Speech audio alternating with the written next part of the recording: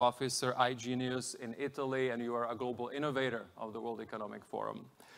Warm welcome to all of you. And let me kick it off with you, Dr. Min, and I'll just have a very simple question. So we are here to talk about how do we drive growth in the intelligent age, so in the intelligent age of energy transition technologies, of course, digital technologies.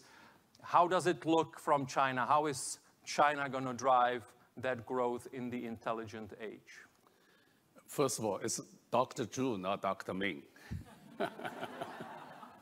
Ming's my first name, but anyway, it doesn't matter. Thank you. Apologies. Thank you. No, I think we have to make artificial intelligence a growth story. I think it's the most important thing. For make that thing happen, we need all the parties play all the same role, move into the same direction. I think this is the most important thing. We understand green transformation, infrastructure, EV, all those things. But I think the most important today is for the industry level, we need application. Application. Because in the broad sense, we haven't seen artificial intelligence transform into the productivity yet. So the technology is there. We need to move into the real field. So that's the company's industry need to have a data experts form their own app and transform the technology into the daily business, into the productivity. I think this is the most important thing. On the individual base, learning the artificial intelligence, try to reskill ourselves. I think it's important. Obviously, the government should do more. But for the government, they should play a strategy to provide infrastructure is also important. And globally, I think global cooperation obviously is the most important thing. So everyone should play a role. In China, I think the most important thing is we have a vertical sort of GPT models. So application is the key because the broad, rich scenarios and the fields, is applications everywhere. That's a push this technology application or implication in all different sectors, different areas. So this sector move very fast. I think if you say anything China can tell what in this intelligent world, how China move forward, it's really application in the industry in company level. Thank you. We had a lot of discussions also on the economic relationship between China and the United States and China in Europe. So if I could follow up with you, a little bit counterintuitive because people like to always point to the problems and say, okay, how do we stop the bleeding? How do we stem the fragmentation? But if I were to flip it, where would you see or where would you urge more cooperation in these economic relations with the US or with the EU? Where is cooperation actually possible? Well, I think the good things we observe in both and China, US is on the dialogue on the artificial intelligence issue now. I think this is very, very important. And I also observed the very structured conversations between these two countries between China and Europe. I think a proper communication, building the trust is the most important thing. I think it is very important. And I also observe on the company level, a lot of cooperation on technology transfers, learnings, investments, and all those things are happening. I think this is very helpful and very healthy. On the EU front, if I could ask you, so we just saw, of course, that... We have all those people here. I have one more. You are moderating. On the EU front, of course, I know maybe there are things you don't want to say, but if you could tell us, of course, we have the formal talks now established or signaled after the phone call between Mr. Dombrovskis and his counterpart here in China on the famous issues of EV. So are you confident that we will see some kind of a new understanding on how to collaborate better on the green economy between the EU and China? Yeah, I'm confident because the reason EV in China grow very strongly based on two things. One thing is technology, one thing is managerial efficiency. So that's make Chinese EV much lower cost than most of the brand in the world today. But China moved too fast, too big. So we have to take the other countries' consideration into the picture as well. So I think we will see the cooperation in the company level and the negotiation in the authority level is happening both, right? And we will see more sort of technology licensing happen. So I call it reverse. So Chinese technology export to the Europeans, and investments, reverse investments. China received a lot of investment from Europe in the past, but now China start to invest in those particular areas in Europe as well. So I think you will see more of those things happen. And the dialogue just started between China and Europe. I think it's a very healthy and a good start. Thank you so much. I'd like to move to Sir Robin Niblett. You have a book out on the US-China relationship. You're also, I know, doing a lot of research on the EU-China relationship. We had yesterday a dinner where I think you shared that you wanted to force yourself intellectually to come up with things where we should have incentives in terms of cooperation. So how, with that maybe more positive outlook, a can-do outlook in terms of where we could cooperate, would you mind covering both angles, the US-China angle and the EU-China angle? Luckily, we've only got 5 minutes or 2-3 minutes to do it in, because those are big topics. But again, it's a great pleasure to be on this closing panel, a great pleasure to be with you here in Dalian. Look, I think the first place I start with, and I think you've done a very good job here at providing the opportunity for us to be frank about the differences and the difficulties, and Jumin was just referring to them a minute ago, and I was starting in the same place as him, which is it's the lack of trust is the most dangerous thing. My biggest fear is about the idea of self-fulfilling prophecies, and our politics often create them, and however rational cooperation should be, especially given the global challenges we face at a planetary level together. Humans are frail in these things, and we can be emotional, we can be driven by myths.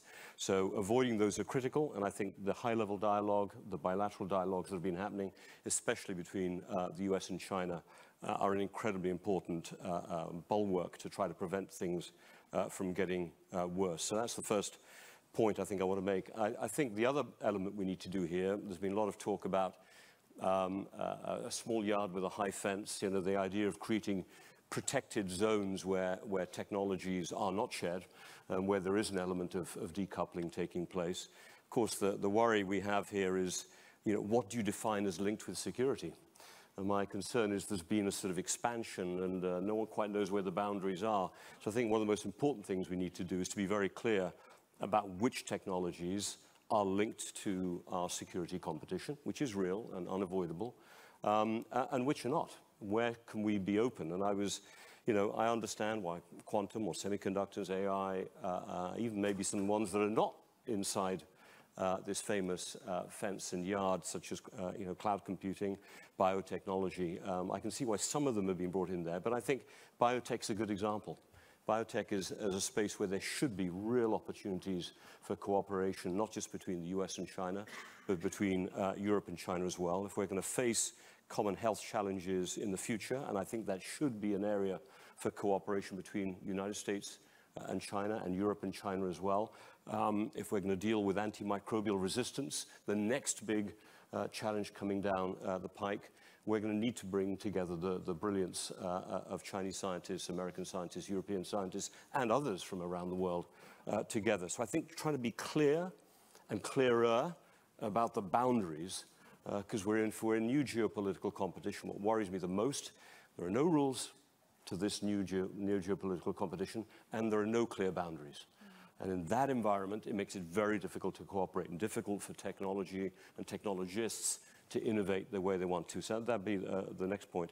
I agree, again, trade, the tensions are real. You can't escape them, and we're seeing them, they're very much in the new the latest US election that's taking place. We'll be seeing this very clearly, and I think Ishwar Prasad has put it very well. It's not that geopolitics is zero-sum.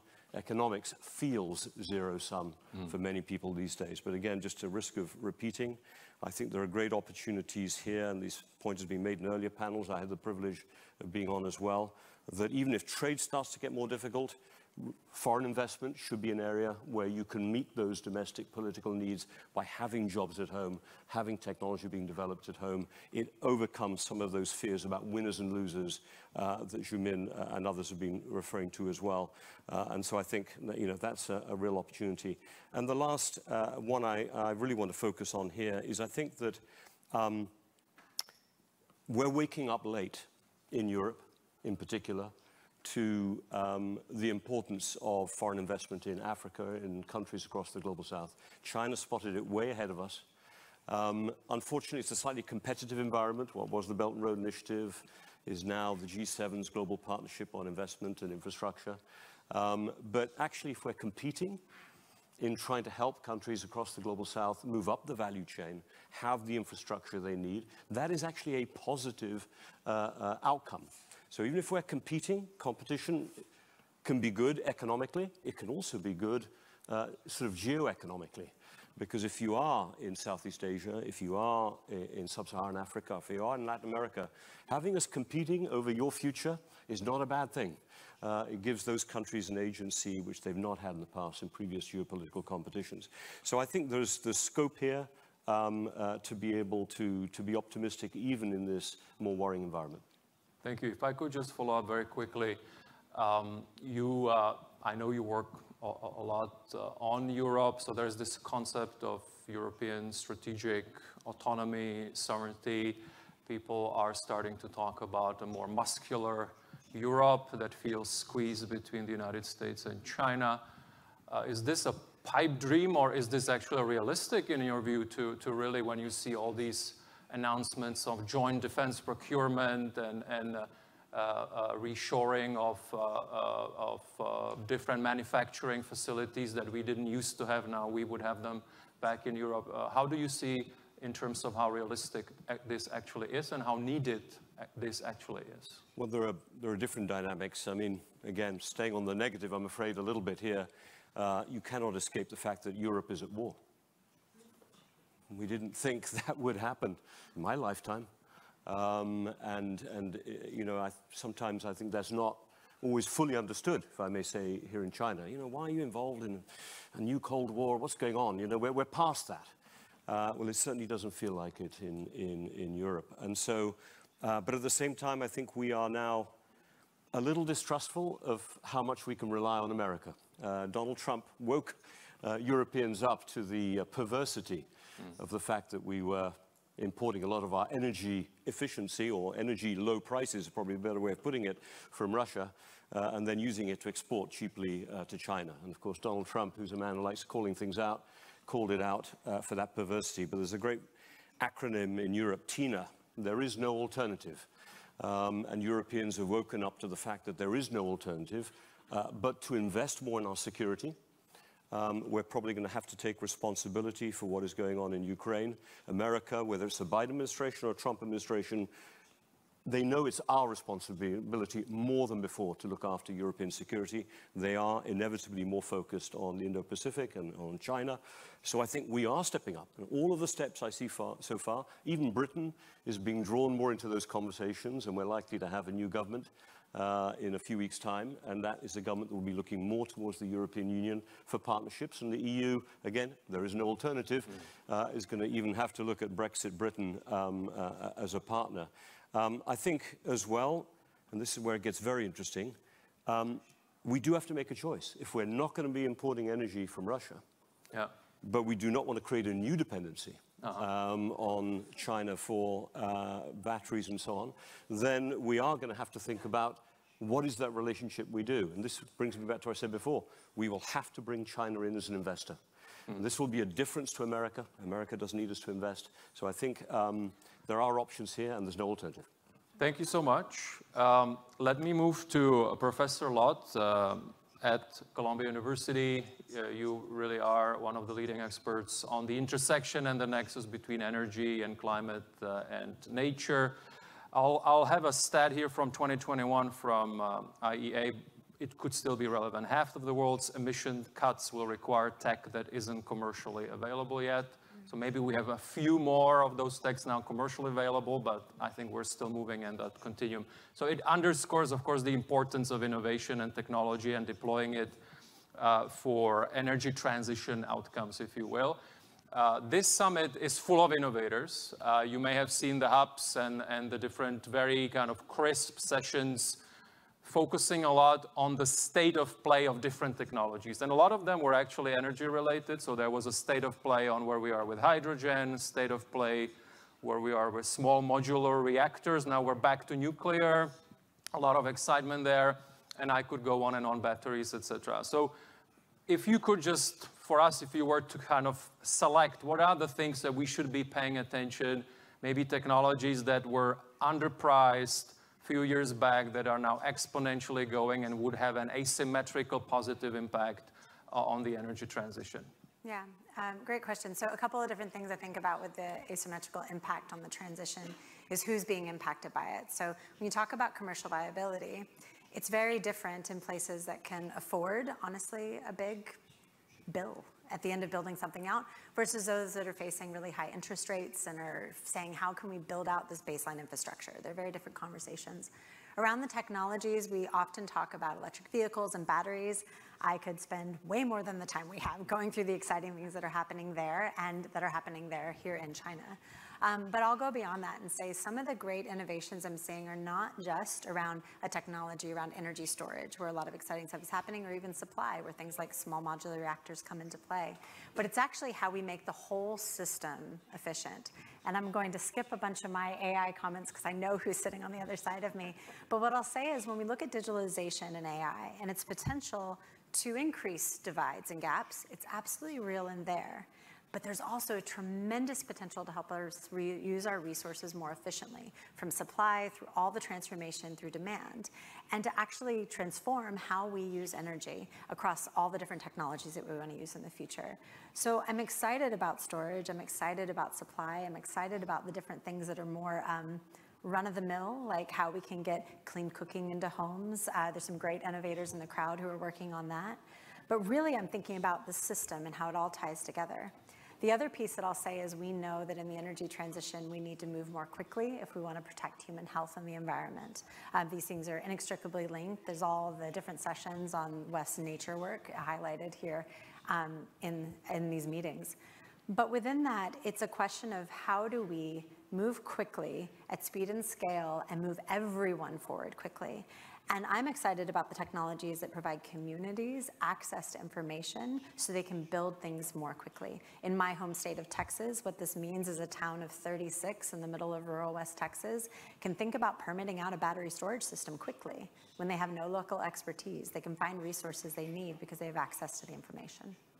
Thank you. If I could just follow up quickly on popular now SMRs and help us understand why is it such a game changer, because some would say they've been around for a while, so what's the big deal? Why is it such suddenly a game changer? People are talking about it, and seems like a lot of people are really trying to make them work. I'll highlight two quick points. One, when we look at how you get to an affordable, reliable, and clean electricity system, and electricity is a huge player in getting to net zero and solving climate change. When you look at that, you find you need a combination of technologies. You want variable renewables, wind and solar, man, they are cheap. Let's use them. We complement them with energy storage. But if we don't complement them again with firm dispatchable power, we end up with either an unaffordable or unreliable system, or worst case, we end up with both of those things, which nobody wants. We have spent a lot of time on variable renewables, the first bucket, a lot of time on storage. We need more in both, but a lot of time. We have not spent as much time on the firm power part of this component, and that's where SMRs, small modular reactors, come in. The excitement there is, could we make nuclear actually more affordable and make it easier to deploy in safer ways that have less negative impacts on the environment, whether it's less water use. Anyone who's seen a nuclear power plant, you probably saw a lake next to it, right? Because you needed that. So it helps us with trade-offs. Thank you so much. Moving to Nancy Xu, Chief Executive Officer, Moon Hub in the United States, in California. So Professor Lodge saved the AI question there. I did wanted to ask about kind of the feedback loop between, of course, AI and energy, but maybe next time. If I could ask you, one thing people say about AI is that, of course, it was a dominant theme here. It was a dominant theme also at the annual meeting in Davos in January. And then they say, okay, but do we have use cases? And is it going to be like with some other technologies where there was a lot of momentum, but then actually when it came to use cases, well, maybe we were a little bit disappointed a few years down the line. So I think you may think it's a little different this time. Could you just give us your view on that? Absolutely. Again, thanks everyone for having me here, and you queued it up perfectly for me, Melissa. I appreciate that. So I think today there are a lot of interesting use cases for AI. And in particular, actually, if you asked me 5 years ago when I was doing my PhD at Stanford in the space, I would have thought, you know, the technology is getting better, but I would have never thought that we would get to a point where double-digit percentage of the jobs that we see in the world today will likely see significant automation in the next 5 to 10 years. And in fact, I would actually go as far as to say, I think right now the technology is outpacing our ability as society to actually implement at an applications level many of these technologies. And I think one of the big challenges will actually be supporting innovation and entrepreneurship so that we can get those technologies out there doing real world applications sooner. And I think we have 3 big levers to actually do this. The first is talent. We need more talent. We need to upskill people. And with AI, we will get to a point where we will see a redistribution of talent and work in the United States and abroad, in Europe, Asia, and we need better societal systems to help people actually find those new opportunities. The second lever is the technology itself. I do think we will need another step function in sort of the foundational models technology to get us to a place where we can see the next great breakthroughs inside AI. But already today, if you look at technology, right, AI can help us build better solar cells and help us build better battery technologies. I have a tree in my front yard that is genetically modified to draw down more carbon and it was designed with AI. You know, more efficient data centers, and of course, there's the question of sort of bias and fairness. And I think a big part of going back to the talent piece is AI gives us an opportunity to think about a more equitable transition for the workforce and what that could look like. And then the third piece is innovation. So how do we get AI into more applications in a trusted and fair way that people can believe in the technology? And you know, at Moon Hub, we build AI recruiters. So we think a lot about talent, we think a lot about jobs. And the number one thing everyone is scared about right now when it comes to deploying AI agents is that they don't trust the systems. And having people as part of the process in the beginning, and actually maybe using AI to help people be less biased, I think will be one of the big pieces in transitioning to actual AI adoption inside enterprises.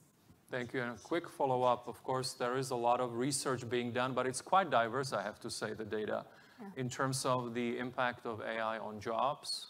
So if people are worried about this new revolution, where would you come in and how would you maybe address some of their fears in terms of how this will impact society and jobs specifically? Yeah.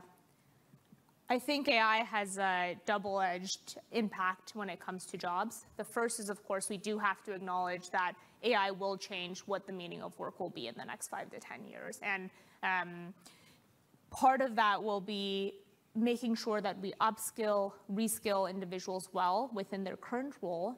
And then another part of it where I am personally very excited about AI is actually using AI to help people be more holistically seen for their skill sets and help those individuals find meaningful opportunities in the future.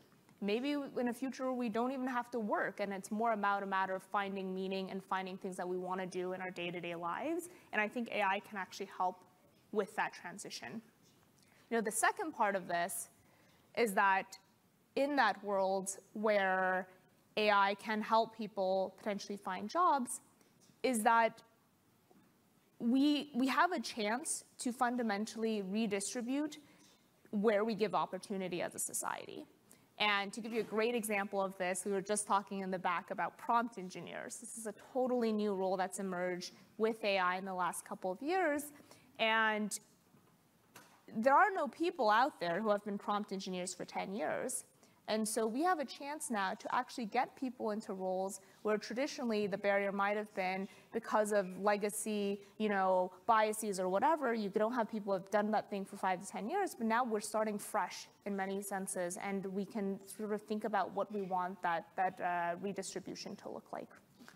Thank you so much. Last but not least, Olian Sharka, Chief Executive Officer, iGenius Italy. Two things. One, we spent a lot of time already, again, at the annual meeting in Davos, comparing notes among and between CEOs of different industries, incumbent industries, really trying to figure out and separate myth from reality, but really trying to kind of compare notes on how they can use these things better. And I know that you have a certain opinion on that. So how can we drive more adoption of these tools in enterprises? And what are the barriers right now?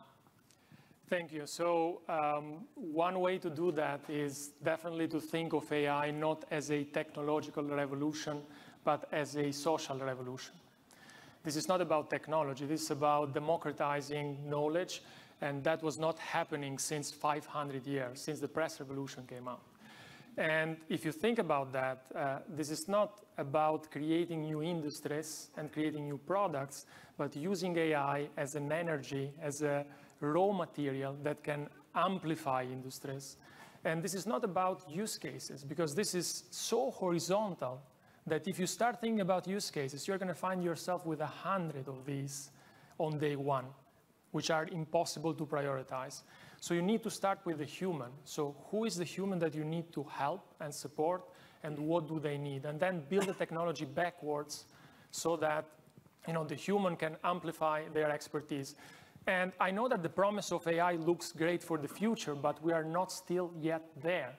Technology today with AI is nothing more than just, I think of it as a text file, because what Gen AI is at the end of the day, these models do is encode trillions of words into a simple file. Think of it as a Word file, which is very sophisticated. One of the most exciting functionalities of these technologies, without a doubt, the revolution of the user interface, because for the first time, people can talk to machines. So if we think of AI human first, and if we use it for what it is, just a tool that can actually humanize technology, close the skills gap, and for the first time, not changing people and training people, but bringing technology closer to them, I think this is the right way to prioritize impact. And I think we should also approach this from a closing the gap perspective instead of embracing new opportunities over the next 5 years. Because if you look at the market insights, I think the US alone is losing like $2 trillion a year in lost productivity because of the bad quality of data and bad quality of software. So by just focusing on themselves, organizations, businesses, and governments can actually achieve value and impact from AI before thinking of competition, because this is going to be phase 2, I think. Thank you. Second question is on Europe. You're in Italy. So we talked about strategic autonomy and how Europe is squeezed. And of course, there's this big ambition to become more digitally competitive. So how do you see it as someone who is, I know, also working with decision makers in Brussels? So this is the first technology that changes the nature of intellectual property, because for the first time, these AI models incorporate IP in such a way that you cannot get data out of it. So it's different from what we experienced with ERP and with CRM, and all of the other tools that digitized knowledge and information in the past, where you could separate what was the IP of the client and what was the IP of the vendor. So the only way to think of this is open source, because otherwise, if we have centralized model and control in the hands of a few, everyone will export their IP, so economies, individuals, businesses, governments, to few companies. So this is not a good future.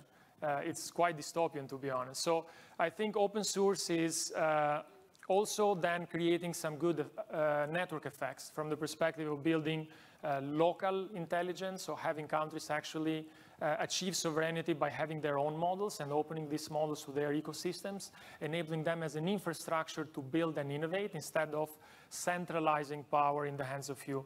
So from this perspective, what is going to be important is diversity, because distributed control will enable diversity, and diversity, I believe, is the only way to make AI fair for safe use at scale.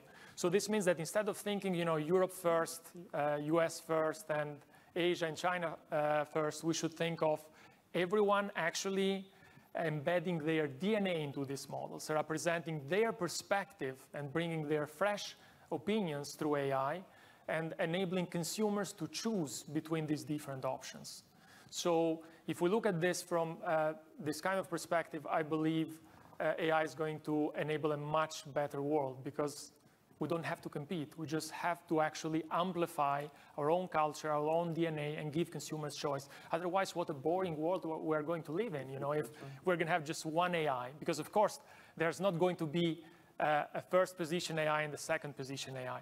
This is a technology that is converging everything else into one single product. So we need to have that product in many different cultures and many different versions, languages, so that people can enjoy it and choose.